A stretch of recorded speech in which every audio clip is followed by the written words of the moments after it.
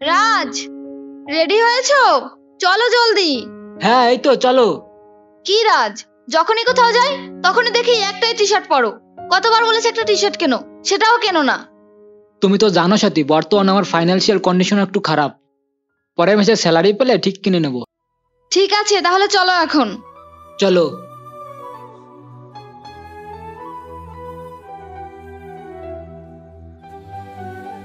এটা আবার কি?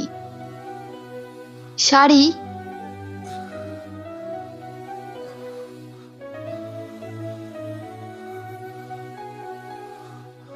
রাজ, হ্যাঁ বলো। এটা কার জন্য? তোমার জন্য সামান্য একটা উপহার। রাজ, কি দরকার ছিল এসবের? দেখো সাথী, তোমাকে ভালো রাখার দায়িত্ব তো আমারই। তুমি ভালো থাকলে আমিও ভালো থাকবো।